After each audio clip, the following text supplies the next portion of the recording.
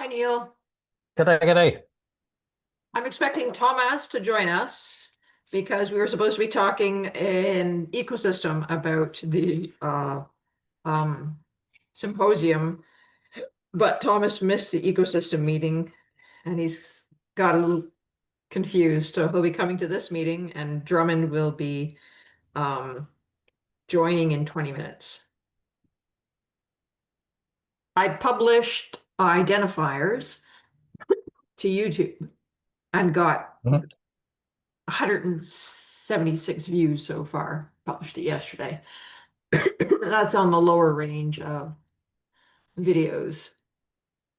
Well, digital signatures, cryptographic keys, and digital digest got about that count. And DIDs and VCs got at least double that. And Good then, lip, yeah, good litmus test. Well, let's put it this way. I could certainly see using this for the hospitality and travel stuff. It's okay. You're someone in hospitality and travel. In fact, Andor just gave a very good presentation. I That heard the that. hospitality and travel guys. Let me I'll forward it on to you Was that the after AI this. one? I have Yeah, one from the it health was market. AI and the immediate comment from somebody who actually has some AI products in the sightseeing industry is this is insanely complicated. Um, but it was a useful. Here's the Yeah, state of the okay. world. Interrupt. Yeah. So, Let me see if I can grab it. no, I think I got it here. It's trusted AI agents, architecting identity and granular access for the agentic web. And it was a Linux Foundation decentralized trust meetup presentation. You are live. Yep, that's the one. It's got Andor, Jeff Pine, Yeah. and Shane DeConnick. Yeah. So I De have it on my list to oh, watch. yeah, nothing better to do on a Friday.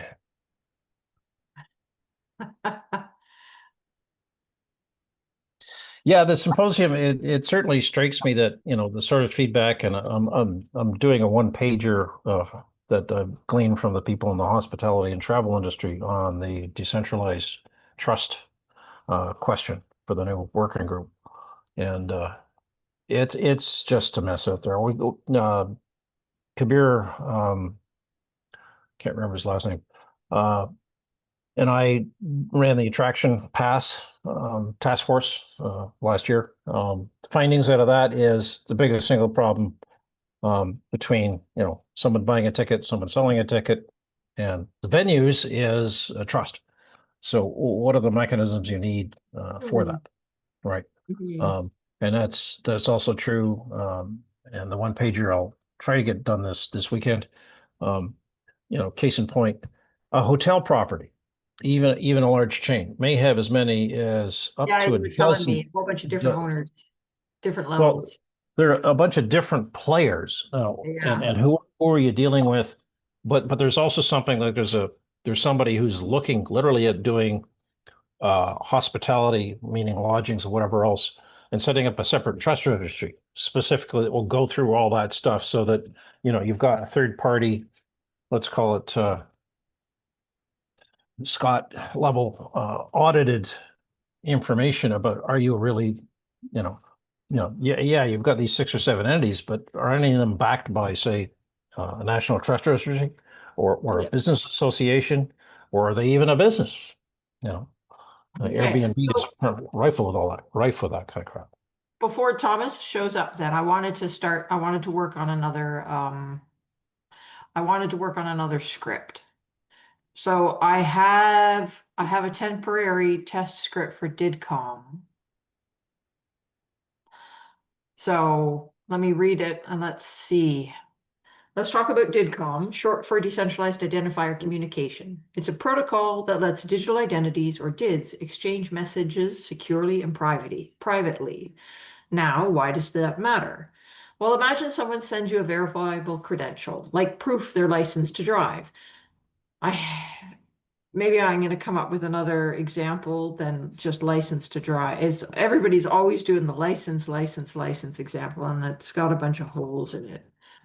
Um, the credential is tied to a did. Well, what does that mean, though? Is tied to the did, meaning it references the did identifier directly in the in the credential. Well, let's put it this way, and this would be something that ChatGPT 5, I'm finding, is a lot smarter than 4 Oh was. yeah. So some of what it would be to couch the question, saying, I mean, part of the question, if you look at DIDCOM, is that anything that's got verifiable credential has a whole series of different actors, entities playing in this. The issuer, Mhm. the underlying delegated authority to the issuer, right? The did So of the what does holder. DIDCOM solve? Yeah, what's it solve? And the answer is I can't answer that question, but I would throw that question at ChatGPT 5 and saying, okay, I got a did and I'm talking to, Yeah, and some actually this travel is what service. is definitely came out. So this is me.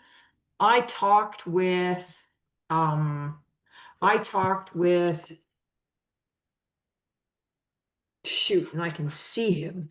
Um anyway, within trust over IP. Oh, was this might have been the conversation with Wenjing. Mhm. So I Well, he would started know by, this. yeah, he would know. Well, he said, he said fact check to get for fact checking my stuff. He said get names from Kim Duffy to have people look over DidCom. So I'm gonna get that. So so he gave me the points, and then I put the points into ChatGPT to have it expanded out into text. But the points Oh, are from Wenjing. So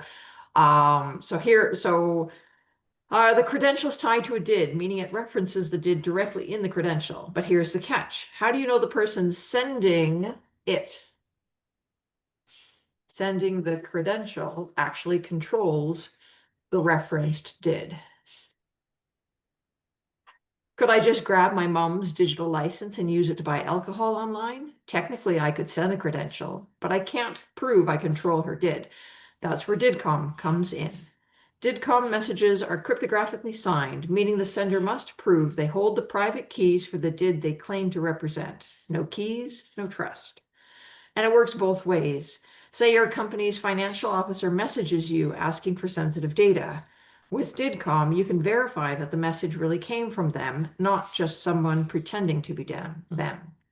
Under the hood, it's all built on JSON messages, simple structured text data, or simple structured data, but layered with powerful features like authentication, encryption, and proof presentation. So where is DIDCOM actually used? You'll find it in digital identity wallets like Trinsic, Lissy, and ConnectMe. Ever heard of those? Well, Trinsic, Lissy, Lisse, and Connect.me. well, the other place you should be looking is OpenID Connect. So their latest standard is OpenID Connect for VC. Yep. Yes, but are they using DIDCOM? I Yes. don't think they are using DIDCOM. Yes. In fact, they came up with something I'm looking at called DACL, which is a better JSON queryable stream for querying verifiable credentials that I'm looking to hijack to use it for the travel profile request response mechanism. Okay. So OpenID Connect folks are really on board. They're embedding it. Now, in their case, the DIDs are generated by a central server that you have authenticated with. So they've got a huge market base on which they're doing stuff, Yeah. which is based on people having, corporate user ID passwords handled by a central server. But the intent is, Yeah. okay, we've got all this set up. It's in house. We've controlled it. We want to use DIDs because it's more secure than using uh, the identity token and access token mechanism alone.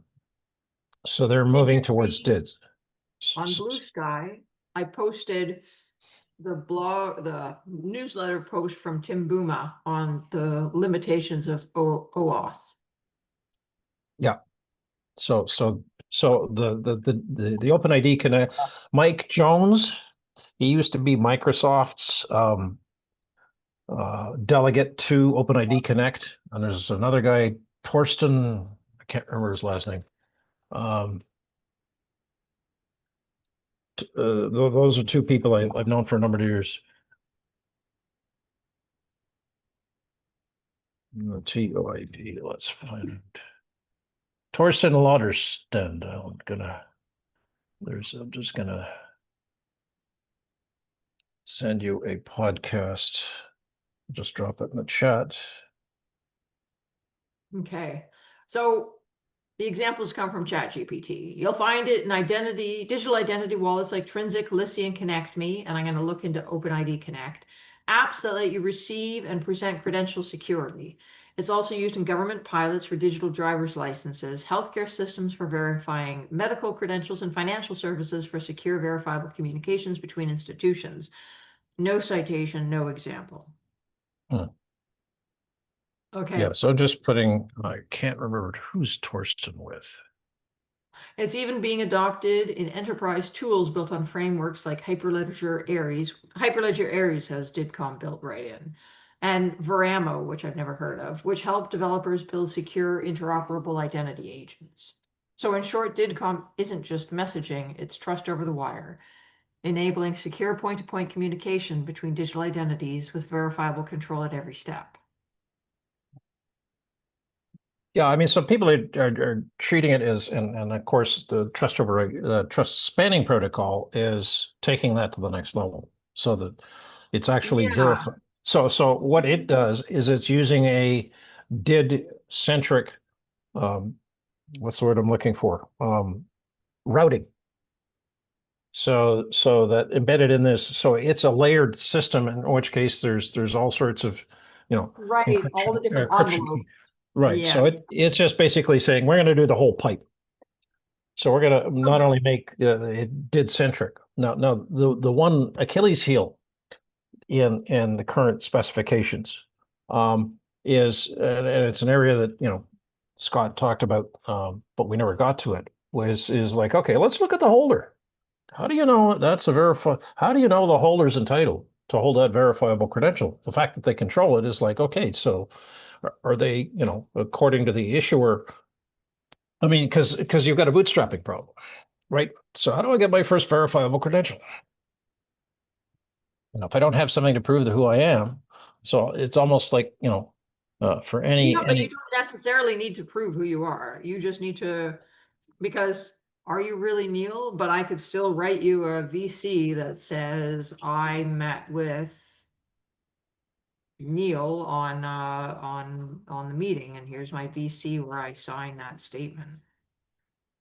Can be, but it's not. That's not going. That has a limited validity space, right? Yeah, So yeah, but right. then So the validity space is defined by how much you want to work at getting identities assigned, uh, getting identities. well, I've always and I haven't heard this said in a couple of years, but I have no problem with a government handing me a identifier, saying, "Okay, here's the government identifier," and I think Bhutan does a variation of this. So I at least I recall that is that we're going to give you an identifier so that you can bootstrap with us to get your first verifiable credentials from the government. Right. And beyond that, you can use whatever you want. And you can prove saying, okay, I can show that I've got this government verifiable credential that says, and that's my basis for, it proves that I have control over this DID, and that what my I control, and it could be a hidden DID I don't use for anything else. I can prove that I actually control this, so I can verify this, so you can trust me as a verifiable holder to apply for something else, because it's all a bootstrapping thing, right?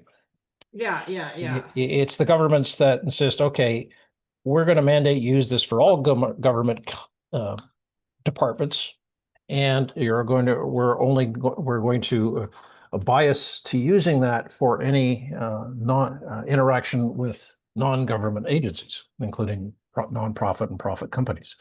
Well, that's where the problem comes in, right? But that Right. bootstrap mechanism I'm just throwing that out there so that there's been that problem with a holder saying, how the heck, what's the path here? And I just described what a viable path is. The problem is people think government issued identifiers are always evil. It's no, they have, because they can be an absolute authority for anchoring Other, other yeah, other things. financials, Yeah. but I lots should, of things also don't require like, yeah, anyway, so I can work on DIDCOM. Is DIDCOM at all involved in for the next script? I can work on the DIDCOM one. And I was Mhm. thinking about doing another one about passwords versus author authentication with passwords versus authentication with keys. Is it keys or keys the vehicle to verified identifiers? Yeah, well, okay. Well, I mean, like SSH model doesn't attach an identifier to your key. You just use it. Yeah, which is In unfortunately, the yeah. The problem with that is, okay, when I rotate my keys, I'm in trouble. So, Yes, yes, that's right. And then an identifier. But I mean, FIDO protocol. I have my private key and they have my public key for verification. But for me to do a key rotation, I don't even know if FIDO can support key rotation. well, that was always the that was part of the problem, is they had a solution for it that was using private public keys, but they hadn't solved that. And I just look at the pain that Sam went through, Sam Smith, in terms of saying, okay, so how do I cover off the key rotation issue? That took him about 3 years to come up with that. Right. And it's non-trivial, right? But it is pretty, because it's spread along so many verifiable watchers, um, and the out of band mechanism to walk through. How do I tell you with my old keys that I'm going to the new keys, right? Okay. So, So ChatGPT says that key rotation in Fido is like the model that I was telling you yesterday with the passkey. It's about you registering more than one passkey and then retiring an old one and starting up a new one. in other words, you've got two, so you use one as the basis for updating or Yeah. eliminating or creating a new one, and then you throw away the one that you used to get the new key. So you're rotating you're rotating your pass keys to rotate your keys. Yeah. And then the passkeys are associated with an identity that you're updating. Okay.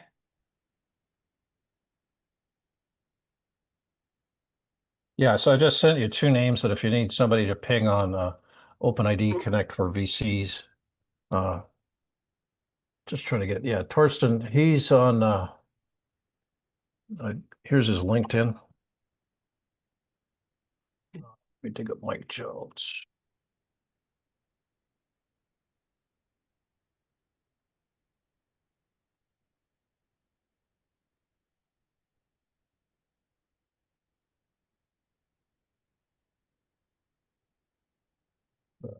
Hello, Eric.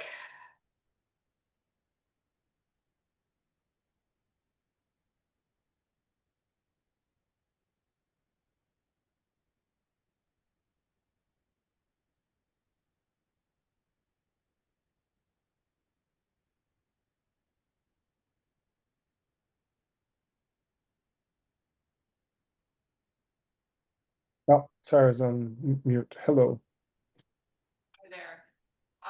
Oh, good. Thomas is here. I'm assuming this is Thomas. Hello, Linux Foundation Decentralized Trust. You're on mute. Okay, so while I'm waiting for who I think is Tomas to unmute, I'm going to point out, Eric, I was explaining how I have published the bite-sized trust identifier. Yep.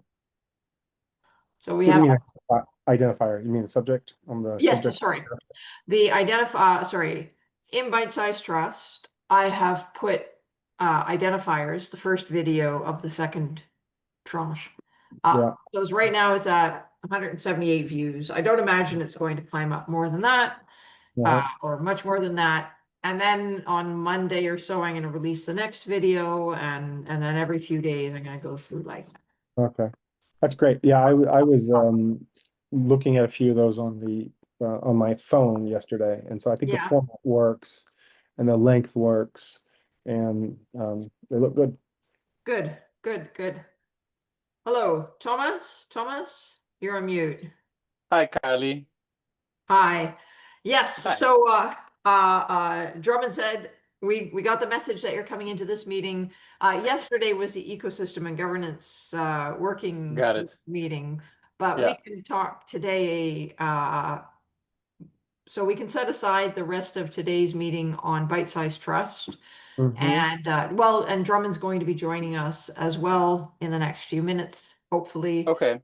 and then we can go over Yeah, Tomasz, I was drafting an email to you on behalf on behalf of us, but I can't, Carly, remember what I was supposed to be inquiring about, just connecting for the promotions of the symposium.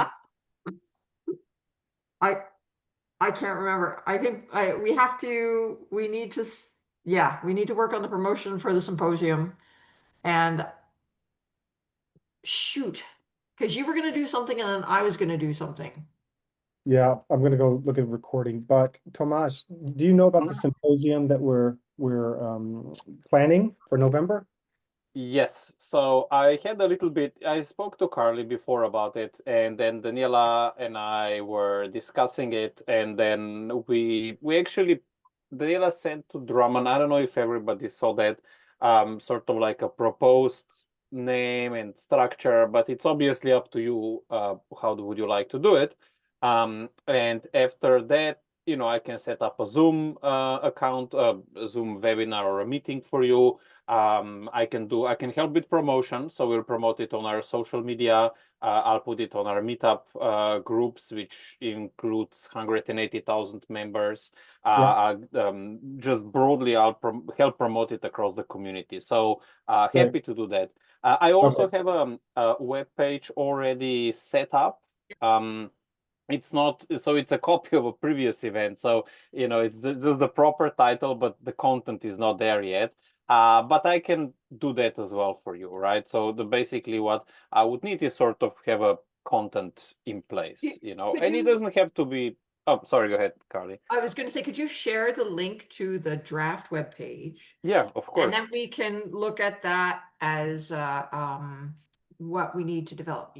Yeah, so if we can get a list of the first things that we need, because we were planning to spend the next 2 weeks to collect topics and then decide on the topics and the schedule in 2 weeks. Yeah. But that's 2 months ahead of the proposed date. Is that enough time? I mean, that's not squeezing anybody if we start promoting 2 months ahead, or is that too early? I think so. I know. I don't think it's too early. I think it's always good to have, a little bit of a. And to be honest with you, Eric, I would say it's good to have a little bit of a buffer time, because often, everything takes a bit longer than than you usually plan to do it. The webinars we try to do about 5 weeks ahead, and that's what we found drives the most attendance. Yeah. Right. Okay, yeah, so I think, yeah, and this is the first time, so we'll need a little bit more runway. Mhm. And Yeah. I think the objective is over the course of the next 2 weeks, and that's approximately that will be exactly 2 months ahead of time. We'll have enough of a feel for the content that we can put enough details in the communication, because I think even 8 weeks out, we'll probably have broad communication in terms of mark these days on your calendar, but I don't know if we're going to be able to figure out the start time and the end time 2 months ahead. I see. Yeah. Yeah. Yeah. Because Exactly. So we Yeah. often what we do is to send if we have a bigger event like this, right? Because it's take a couple of hours. We send a calendar holds. So Yeah. there's just they're there and often changes, which is fine as long as people take some time to Mhm. have a yeah. So in part of the communication, there will be the option to register. Is that correct? Right, okay. Yeah, Not yeah. just save the date on your own. It's like click a button and this will Oh yes. include an invite. Okay. Yes, if you don't mind, I can actually share my screen and I can show you just a little bit how we do it for the webinars. Yep. And we don't have to do it the same way, but just to give you a sense. So, and hi Neil, I didn't say hi at all. I just dropped in. I actually had a thing in my for my daughter in daycare, and then I just saw drum and smell, so I just jumped on. So yeah, here I'm sharing the template, and it's really just a beginning web page. So this is what we have right now, and obviously very welcome to also ask for any sort of change in the design. And here are the sessions that we used to have for our privacy workshop, but obviously here we will add something else. And then the speakers were here with a like connect to LinkedIn, and that's But basically, this website is now the domain is there. We'll change it to nicely say Trust over Excellent. IP Virtual Symposium. But yeah, this one now I can edit however you would like, and then we can publish it. That's And then in terms of webinars, hello, Drummond. Hi. Sorry I was late, and glad to meet you, Tomas. Yeah, glad to meet you too. I actually just joined. I saw your email a bit too late, so I think we are just almost at the same time. Okay, good. So yeah. So let me just show you. So these are the webinars, and just to give you a sense of how it looks like. So when people would register, and I can do something like this for this symposium. Yeah. So this is the webinar we're gonna have with Hedera in 2 weeks. And these are the registration details, and that's to answer your question, Eric. Here is how people could register. They get calendar invite and everything. Right. Now, you see, we have these questions, which are sort of template. Would you like to subscribe to our newsletter, stuff like that? So whatever sort of data you would like to collect from the attendees, just let me know, and that we can do that as well. So people can opt in to whatever they would like to. And then once you confirm, you get a calendar invite, which you can then save and have it. Great. Yeah. Okay. Would you mind going back to the holding page that you've got? Yeah, it's also here on the Right. sorry, not the right one. I added it. It's to the chat as well. Yeah, So you Great. yeah. So here will be a link, and then a link to register for the entire symposium. If you scroll down where you have the speaker or the topics, is there anything there that's clickable, or is this just information on the sessions? Right now it's just informations, but we can make it clickable if you would prefer. So for example, these ones, when we had our clickable, it's just a matter of design, how you want to do it. But we can go either way. Yeah. Okay. Because what I'm wondering for for discussion for everybody here is that and for you, we will be recording each session individually so that we then have a library of content that is already modular. And so would it make sense for people to be able to register for individual sessions, or is that going to make things go too complicated? Not sure if it'll be a good idea. Maybe it's just a single link so that they'll have to, if they join early, they'll catch a previous session, or if they stay on late, they realize that there's another one coming up. So I'm thinking about, user experience as well as, how we're going to cut each individual presentation into a video after that. So, yeah. Yeah, I was just, that's one thing I wanted to check on as well. I was anticipating actually, Eric, that there would be one sign up, but we'd Yeah. be very clear, in publishing the sessions, Yeah. and I may be leaving a little space, not half of it, but short, breaks between, sessions. And then as we discussed, I think yesterday, grouping them in blocks so that there was Yeah. also a break between the blocks, Yeah. depending on how many we have. Although I keep hearing more ideas, and the email I sent out to the all member list last night announcing apparently did not get through. I still don't see it on the. Oh. I didn't think, see it. yeah, I know, and Carly said the same thing. So I think it's being moderators. I don't know, Tomas, if you know how. I sent an email to the all member list. My emails to other of our mailing lists for Trust RP are working, but this one did not go through. So I don't know how we debug that. Oh, Um, cool.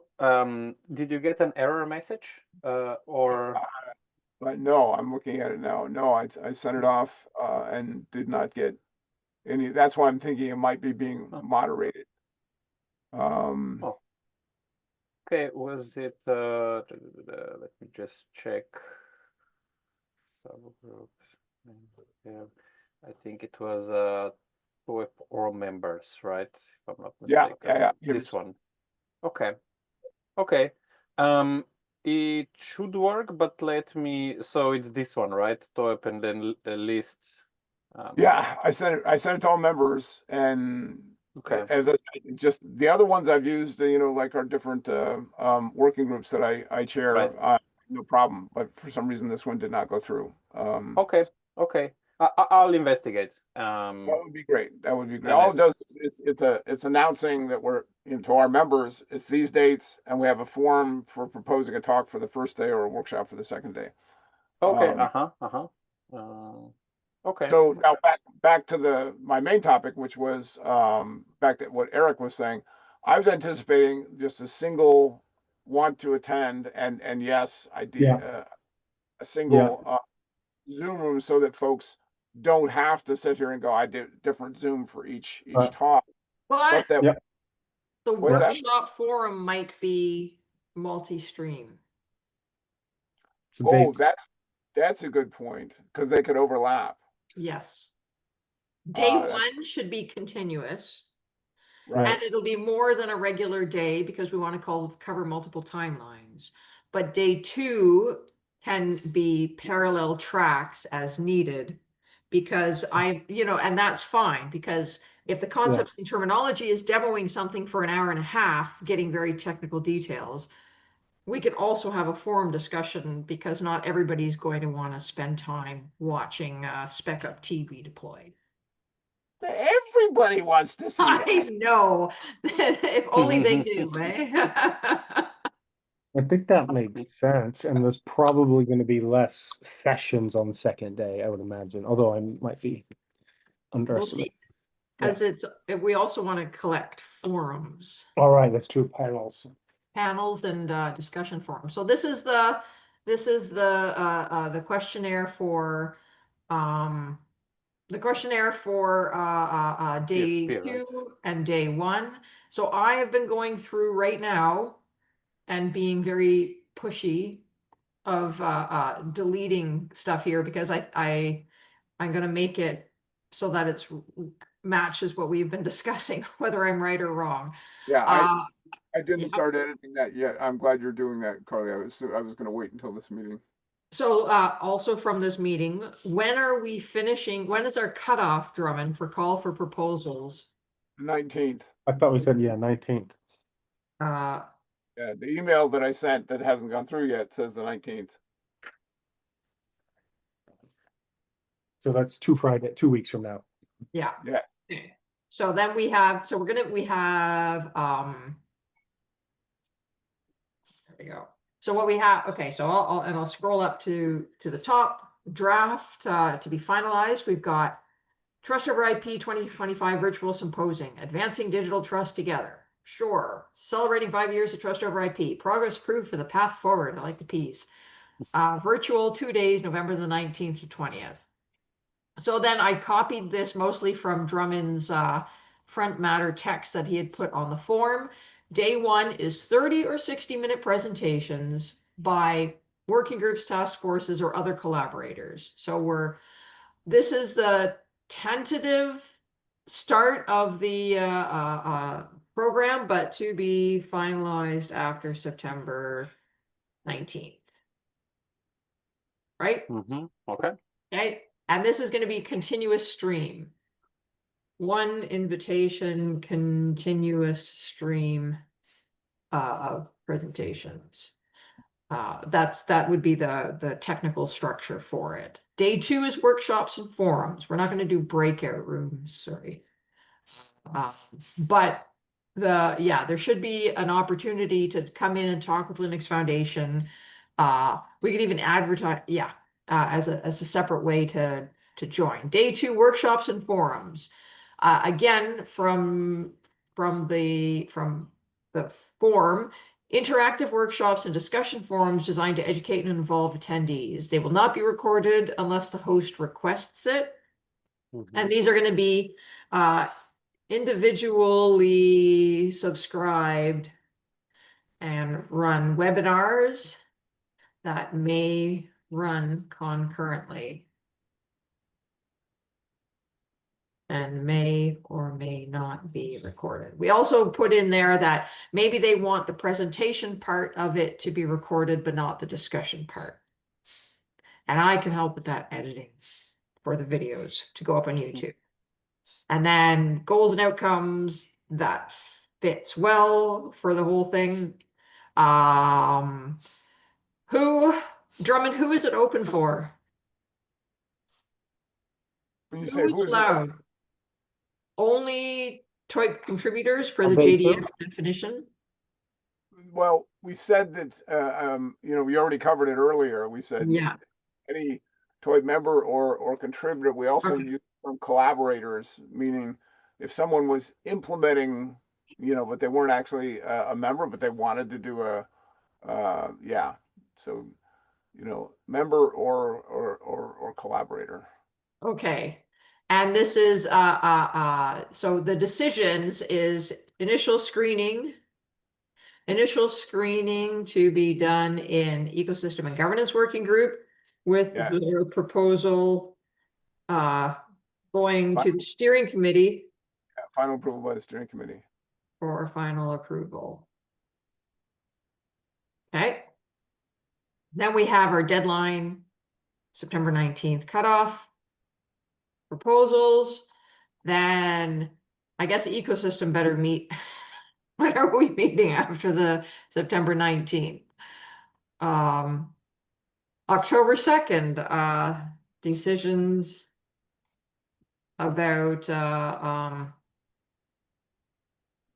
symposium. Agenda. Content. Yeah. Content and agenda. So then we'll have to put that up to the steering committee sooner. Then back to so those are the links to the Google Forms for submissions. Review committee, we already talked about that. That it was, initial screening. Okay, so, and then there aren't going to be working group suggestions or that Yeah, right. just isn't there. And we were going to run these sessions for more than like 6 hours if we have the content. Which I think we will. And the reason for that is that it's beneficial for us to run over multiple time zones for engagement. And we will also schedule like half-hour breaks, something like that, so that we have slack if we're behind schedule. And during that break time, then we can run bite-sized stress videos on loop. There you go.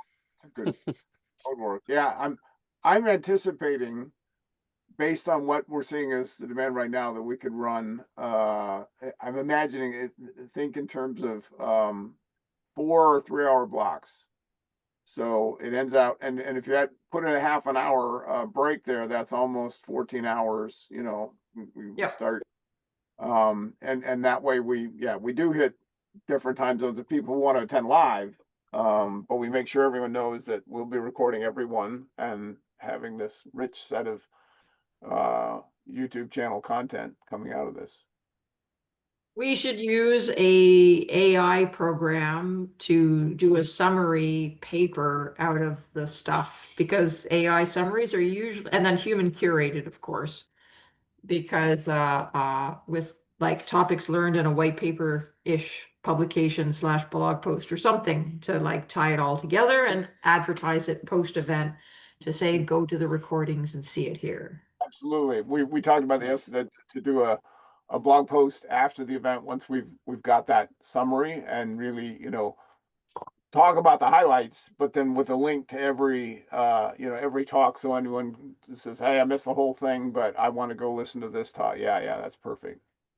Okay. So planning committee. Do we have one?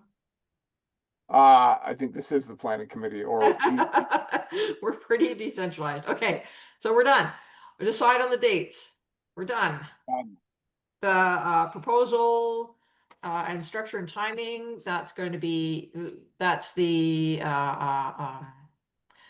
planning committee and Steerco oversight. Can I just ask, Yep. when would the CFP go out? Because now we have the cutoff time, but when is the... It was supposed to go out in that email that didn't make it out. email, as soon as that email is unblocked, then it goes to the list. It goes to everyone, and we've already been telling people we have I the form. see. Look for that email. So that's Do we have another? Do we have another hopefully- channel? What's that? Do we have another channel to publish it? Actually, of course, I could put it in Slack. I didn't think to do that last night. I was still looking for the email, and it didn't. You know. Anyway, I can copy the text and put it into Slack like right now. So we want it to be fairly closed, and not like on our not on Linux Foundation Blue Sky account. I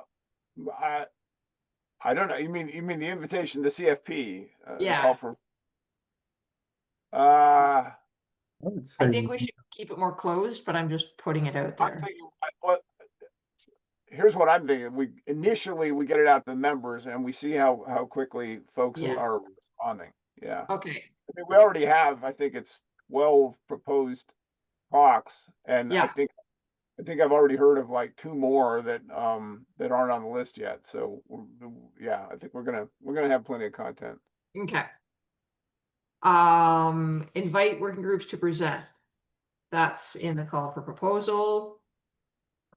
What did I delete here? Oh, that's not suitable. Create and publish a call for proposal. We've already done that. Review proposal above and then decide on structure and timing. We can't decide on structure and timing until we get we're not filling slots. We're not setting a start and end and then filling it. Instead, we're looking at what we've got, because we can continue to extend, which is the benefit of online stuff as opposed to an in-person event. Event registration. So Thomas, then Linux Foundation can help us with that, where we have the Yes. first day. We've already talked about that structure. Okay. Yes. The web page. And then maybe I just can ask, because would you like the first day, right, which is not going to be in several different blocks? We can also, I can start a live stream to YouTube and LinkedIn Live, what we often do. Would that be of interest for in this case, or not really? I'd say the more the merrier. I mean, technically, if people can access it from different platforms, why not? Yeah, Okay. just to tell you, when we are doing the webinars, the pro is definitely that you get a bigger crowd. The downside of that is that if you're looking to collect specific type of information or have a nice statistics of how many people have watched it, Yeah, yeah. you know, those people don't have to register. They log on to the YouTube Right. and just watch from there. Right. We decided to still do it, to do the live stream, but again, just putting it out there that this could be you know. A Yeah. decision we need to make. Okay. Yeah. That's a decision we need to make by when, I mean, how long does that take you to set it up? The day before. Okay. Yeah.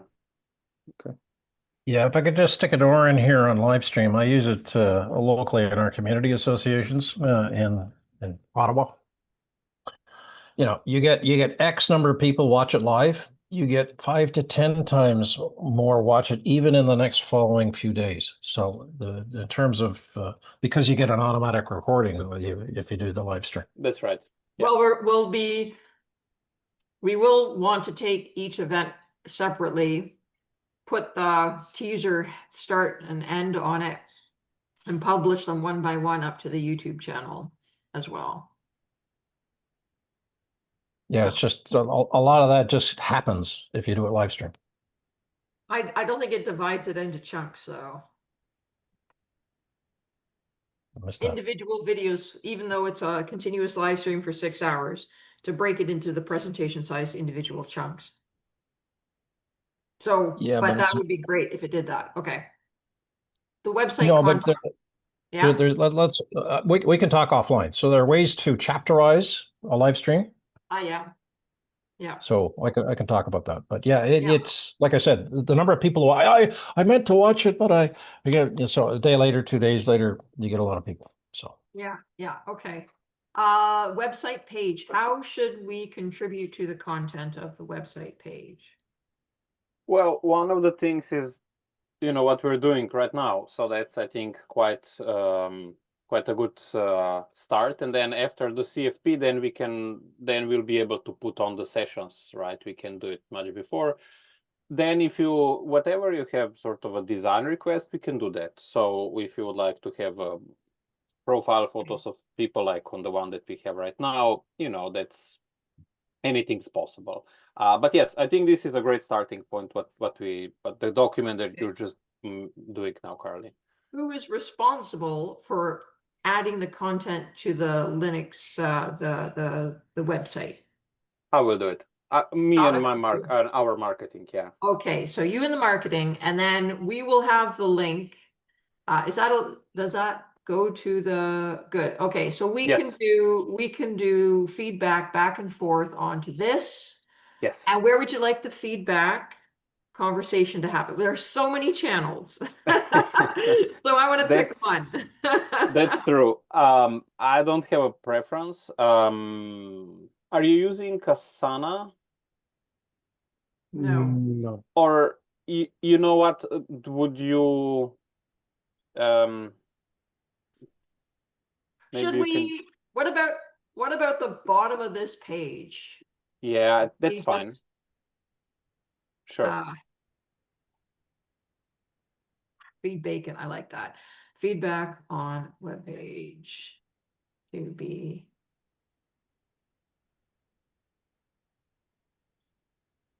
and okay. So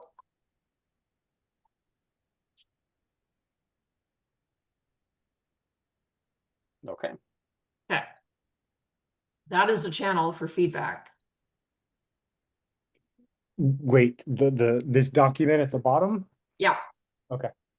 Well, because otherwise we're going to be emailing Thomas and then Yeah. talking to him in Discord, and then there's a Slack channel, and did you tell Thomas and stuff like that. So Yeah, it's a good idea to have it here. okay. The marketing plan, then that'll be later. What to start marketing it now? What about, because usually when conferences come out, they have they're like, we'll tell you the full schedule later, but here's the teaser for it now. Should we start teasering it? I don't see why not. I mean, that would be part of the content on the landing page. That's right. Yeah, even an image that we can put up on LinkedIn, and an image and a teaser quote that we can put up on Blue Sky and say, watch, more is coming. Save the date. Save the date. Thank you. Yeah. Oh, we're getting married. Okay. Here's an example. We do the same thing actually. We just did it for 1 year at LF Decentralized Trust. So you can see this one. We also have topics you can expect to be covered. Awesome. Right, detailed agenda coming soon. And that's Can you put up a teaser mhm. and then even starting now, we can start to post it on LinkedIn and Blue Sky and whatever else. Yeah, I mean, what we will do on this one, on the website that you have open now, Carly, is just add the content here. So we can use the landing page that we have. If you're up for Yeah. that, just have something like this. Look I'll like remove all the other stuff and Yep. and then we keep adding it as it comes in. Yep. Okay. Okay. Yep. Sounds good. Okay. Okay. So, Thomas, after you make the landing page, who will be responsible for advertising it on LinkedIn and Blue Sky and whatever else? I would just need to confirm with Daniela. I mean, it's obviously up to you, but basically I can do all of that. I mean, our marketing does it, but I create the tasks and stuff like that. So, and I will directly put it on the Meta platform, on the Reddit, on our ecosystem groups. So that's going to be me. Just the social media, I don't have the Right. permissions to post. Yeah. So, Okay. yeah. Okay. Okay. Yeah. And to this group then, on this teaser, because we don't have times or anything. We have the date. We have, what kind of blah blah do we need to have approved and who needs to approve it? Or do we Well- have some blah blah all ready to go? Yeah, we have to write that blah, blah. Okay. Okay, so we will write the blah blah. Drummond, do you have any blah blah? Okay. I'm trying to understand what do we mean by blah, blah? You're talking about, So you've The got landing page. the save the date, the equivalent of I you know, see, hey, we're getting married and it's fantastic, but without providing too many details that we've committed to. right. And what's you mean like literally the paragraph that would go right underneath, Yeah. join us to. Yeah. Yeah, I'm happy to try and put something together quickly. Where do I put it? In that doc? Or, You know what? That's Do a we good want to just point. copy this now at that sort of template, and then we'll just adjust it? Yeah, okay, so we had said that the feedback for the web page comes into here, so uh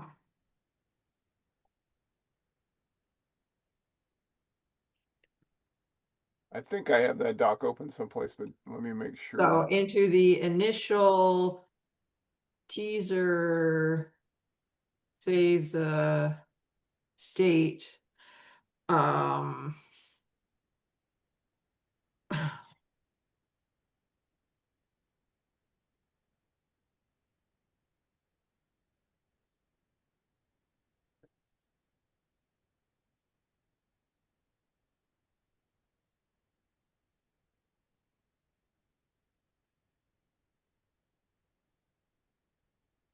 Can Does you, that sound? yeah, can you put the link to this doc in the chat? Just to, Yep. I thought I had it open someplace, but I can't find it. So the browser will tell me if I need to, if I have it open, I'll go, oh yeah, you have that page. Okay, good, I got it. Okay, we're almost done. So we talked about the web page. We talked about the teaser web page that we're going to get content for.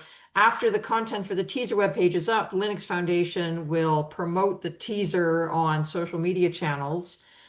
And then we can't finish this today. There needs to be like a marketing and outreach, which probably needs further discussion. So we should schedule further discussion for maybe on October the 2nd as well. That's the ecosystem and governance meeting. Mhm. Does that sound reasonable? Yes. So Thomas, can you come on October 2nd? And maybe Daniela as well as we go through the marketing? Yes. So what day is the second? Is that at this spot? No, That's it's- That's an So- ecosystem meeting oh, right. time. Okay, okay. So we should turn off recording for that meeting. Yeah. So that's not a problem. I can claim host and turn it off. Discuss. Right. IW is no longer on the 16th. It's on the 21st or 23rd, just so you know. Oh yeah, right. It was moved, I saw it. Yeah.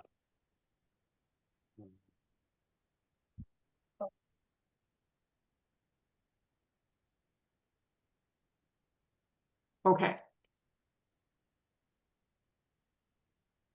Good.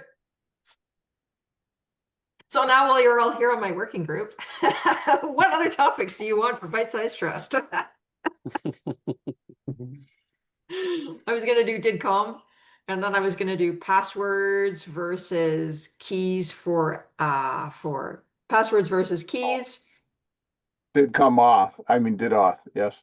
If you're gonna do did come, have you done TSP yet?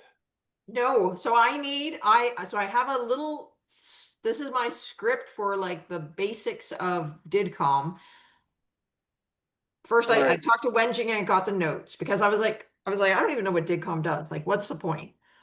And I'm not happy with the script, but it's the start. So then I need to talk, who do I talk to learn about trust spanning so I can follow DIDCOM with trust spanning?